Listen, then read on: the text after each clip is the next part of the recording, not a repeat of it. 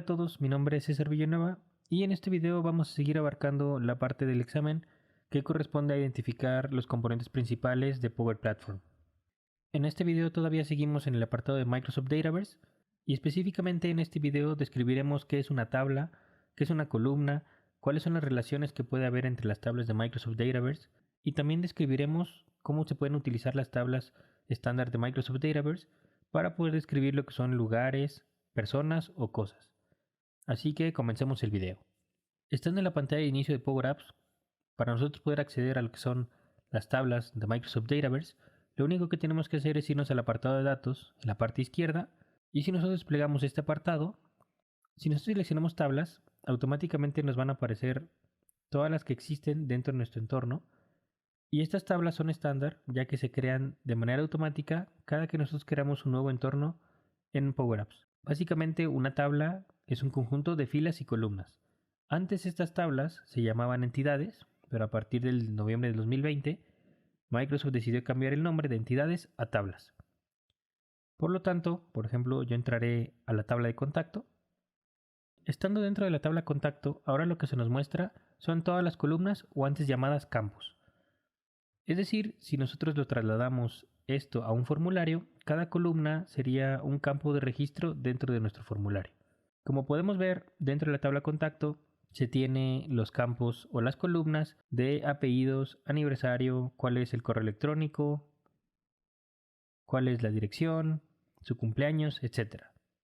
Empezaré a describir los tipos de tablas que existen. En la documentación de Microsoft se indica que hay básicamente dos tipos de tablas. Pero si nosotros desglosamos esto, podemos encontrar que hay 4 tipos. En este caso, las primeras tablas que existen son las estándar, que como les mencioné, estas se crean de manera automática cada que nosotros creamos un entorno dentro de Power Apps. En este caso, todas las tablas que les estoy mostrando son de tipo estándar, ya que yo no he agregado ninguna. Algo importante de las tablas estándar es que nosotros no podemos borrar ninguna de sus columnas. Por ejemplo, en este caso voy a entrar nuevamente a la tabla de contacto. Si yo selecciono alguna columna, podemos ver que en todas la opción de borrado está deshabilitada, por lo que dentro de las columnas estándar jamás vamos a poder borrar alguna columna. Y también podemos observar que la opción de añadir columnas sí está permitido, por lo que la única modificación que podemos hacer a las tablas estándar es añadir columnas pero no eliminarlas. Otro tipo de tabla que existe son las tablas personalizadas, es decir, que básicamente nosotros vamos a crear una tabla desde cero, por lo cual ya es una tabla personalizada dependiendo de nuestras necesidades. Las buenas prácticas de Microsoft Dataverse indican que nosotros primero analicemos todas las tablas posibles que hay, ya que como son ambientes estándar, básicamente pueden abarcar muchas de las necesidades que nosotros tengamos. Y ya en dado caso muy específico que ninguna de las tablas cumpla con nuestras necesidades, ahora sí se recomienda crear una nueva tabla. Para esto solamente nos tenemos que ir al apartado superior, donde dice nueva tabla. Básicamente aquí solamente tenemos que poner el nombre de nuestra tabla, que yo le pondré demo.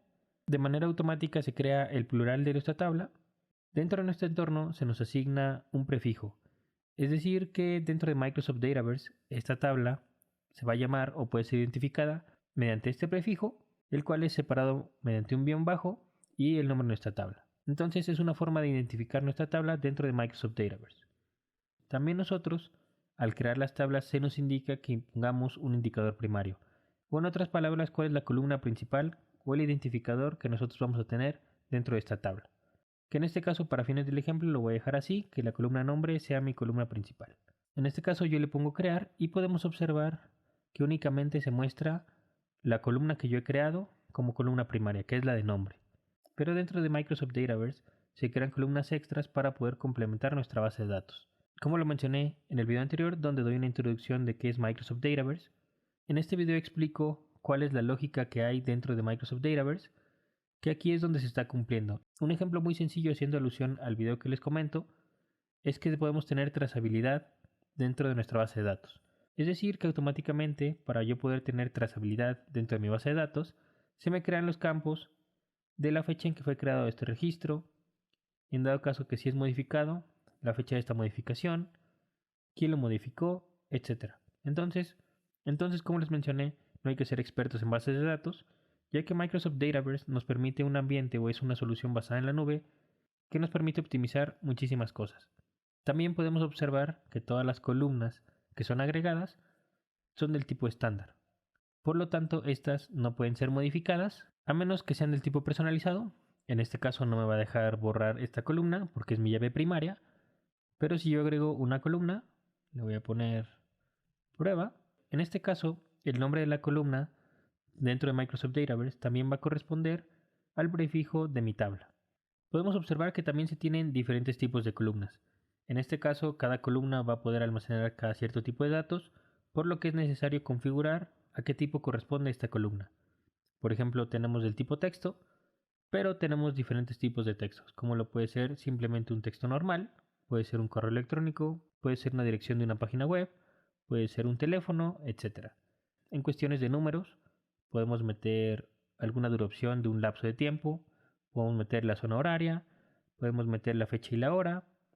También tenemos la cuestión de opciones, los tipos de moneda en cuestiones de divisas, números decimales, archivos, imágenes, de lookup para poder hacer relaciones entre ellas, multilínea, etc. Básicamente existen muchos tipos de columnas para poder satisfacer nuestras necesidades. En este caso lo voy a dejar del tipo texto. Nada más le daré crear y desplegando un poco podemos observar que ya está la columna que yo he creado en negritas, que es la de prueba. Me indica que es personalizada. Y como les mencioné, solo las columnas personalizadas pueden ser borradas de las tablas, ya sean tablas estándar o tablas personalizadas. Además de las tablas estándar y personalizadas, también tenemos las tablas complejas. Estas tablas complejas contienen lógicas de negocios conectadas a servidores, por lo que estas tablas contienen complementos o flujos de trabajo con datos en tiempo real. Por ejemplo, algunas de las aplicaciones de Dynamics 365 utilizan este tipo de tablas, por lo que nosotros al modificarlas hay que tener mucho cuidado, ya que si nosotros podemos hacer una mala modificación, afectaríamos directamente al sistema de Dynamics 365. A su vez, para poder tener acceso a este tipo de tablas es necesario una licencia de Dynamics 365. Y para terminar el apartado de tablas, lo que me gustaría mostrarles es el tipo de propiedades o de permisos que existen dentro de las tablas cuando nosotros las creamos. Si nosotros seleccionamos más configuración y nos vamos al apartado del tipo de tabla, podemos tener el apartado de propiedades, ownership en inglés, y podemos ver que se tienen dos vertientes, usuario o equipos y la otra organización. Por lo que básicamente tenemos dos propiedades o ownerships en las cuales tenemos diferentes permisos según las propiedades. La propiedad de organización, el permiso sería por usuario. Es decir que si nosotros seleccionamos Organization, nosotros tendremos que darle acceso usuario por usuario. En el caso de que nosotros seleccionemos usuarios o equipos, nosotros tenemos cuatro tipos de niveles. Tenemos el nivel de organización, que nosotros si seleccionamos el nivel de organización, cualquier persona perteneciente a nuestra organización va a tener acceso a esta tabla. También están las unidades de negocio, que en el caso nosotros podemos tener equipos dentro de nuestras organizaciones, como puede ser el equipo de finanzas, el equipo de marketing, etc. Entonces, si nosotros queremos dar acceso por equipos, podemos seleccionar las unidades de negocio.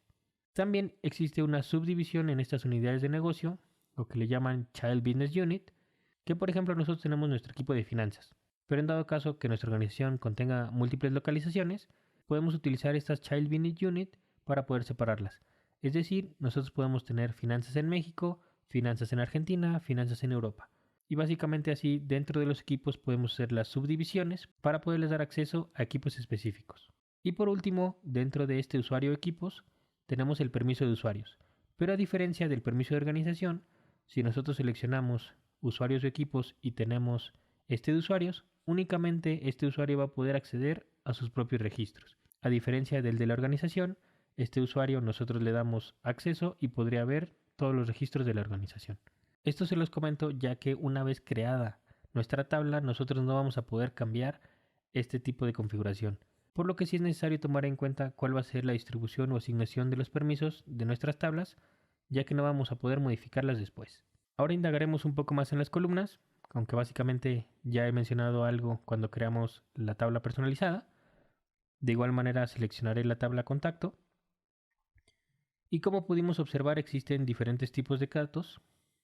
Y como pudimos observar existen diferentes tipos de columnas. Cada una se va adaptando a las necesidades o al tipo de registro que nosotros vamos a hacer. pero lo que quería complementar básicamente es que cada columna va a ser un campo dentro de nuestro formulario. Si nosotros seleccionamos nuestra tabla y nos vamos a formularios, vamos a ver que existen diferentes formularios dependiendo de la tabla, pero yo seleccionaré el formulario principal, el cual se vería básicamente así en nuestra interfaz, ya sea en una aplicación basada en modelos, en algún portal, etc. Pero lo que les quería mostrar es que básicamente cada columna corresponde a un campo dentro de mi formulario, como lo puede ser el nombre de pila, segundo nombre, apellidos, en este caso como es un nuevo contacto, se le pide información personal como la dirección, etc. Entonces, si nosotros vamos agregando columnas, podemos ir modificando nuestros formularios para poder cumplir los requerimientos de información que nosotros tengamos. Otra cosa correspondiente a este apartado del examen son las relaciones. Poder describir las relaciones que existen entre las bases de datos. Puede que nosotros no seamos expertos en crear bases de datos, ni cómo se manejan, pero básicamente existen 3 tipos de relaciones que podemos hacer en las bases de datos. Si nosotros vamos a relaciones y seleccionamos añadir una relación, vemos los 3 tipos que les he mencionado. Existen los tipos muchos a uno a muchos y muchos a muchos. Para poder explicar esto un poco mejor, voy a utilizar esta hoja de Excel, donde básicamente les estoy planteando 2 tablas, una tabla de contactos y una tabla de llamadas. Si nosotros tenemos un equipo de CRM o de atención a clientes, nosotros vamos a tener una lista de contactos de nuestros clientes. En este caso, por ejemplo, pondré mi nombre. Y puede que para concretar la venta, que me den soporte, etcétera, puedo yo recibir múltiples llamadas. Entonces, básicamente, yo tengo 2 tablas. Tengo mi tabla de contactos, donde están toda mi lista de contactos que yo tengo dentro de mi empresa. Y voy a tener otra tabla donde se registren todas las llamadas. En este caso, si yo creo una relación entre ellas, esta es una relación una a muchas, ya que a un solo contacto se han hecho muchas llamadas. Haciendo otro tipo de ejemplo, en el caso de las facturas, una factura va a tener infinidad de partidas según corresponda a la factura, ¿no? Podemos facturar lo que compramos en una tienda. En el caso de que compremos una laptop, un escritorio, un mouse, un teclado, voy a tener una tabla con múltiples partidas, que en este caso correspondería al teclado, a la computadora, a la silla, etc. Pero todas estas partidas solamente corresponden a una factura. Entonces, si yo tengo una tabla de puras facturas y otra tabla con puras partidas, sería de igual manera una relación una a muchas, ya que todas las partidas solo pueden corresponder a una factura. En el dado caso de que nosotros invirtamos los papeles, la relación entre la tabla de llamadas a contactos ya es de muchas a una, ya que muchas llamadas solo corresponden a un contacto. Entonces las relaciones dependen del origen de nosotros lo estamos viendo. Es decir, que si lo veo de la tabla de llamadas a contactos, la relación es muchas a una. Pero si veo la relación de la tabla de contactos a llamada, es de una a muchas. Y en el caso para poder explicar la relación de muchas a muchas, es por ejemplo el caso de las videoconferencias. Es decir, últimamente se han estado trabajando mayormente por videollamadas o home office, en el cual más de una persona está accediendo a la llamada. Entonces, básicamente 2 personas o 3 personas están teniendo múltiples llamadas. Entonces, así es como sería la relación de muchas a muchas, ya que muchas personas que están en una llamada van a tener infinidad de llamadas entre ellos. Por lo que así son los tipos de relaciones que se tienen dentro de las bases de datos o tablas de Microsoft Dataverse. Y por último, para finalizar el video, habría que describir cómo las bases de datos estándar pueden servir para describir lo que son lugares, personas o cosas. Nosotros podemos ver que tenemos la tabla de contacto y correo electrónico, que estos básicamente nos pueden ayudar a describir una persona, ya que son datos personales con los cuales nosotros podemos identificar o comunicarnos o relacionar a una persona. En el dado caso de los lugares podemos ver que tenemos la columna de dirección y datos adjuntos. Por lo que si yo hago el uso de estas 2 tablas, puedo escribir un lugar, ya que puedo tener la ubicación o dirección de este lugar y puedo adjuntar un archivo como imagen para poder hacer la descripción de los lugares. Y lo mismo puede suceder con las cosas, ya que por ejemplo puedo tener la tabla de comentarios, igual la tabla de datos adjuntos, puedo tener la tabla de tareas, etc. Nosotros podemos ir combinando el uso de las tablas para poder cumplir nuestras necesidades o requerimientos según sea necesario. por lo que esta fue una introducción a las tablas dentro de Microsoft Dataverse.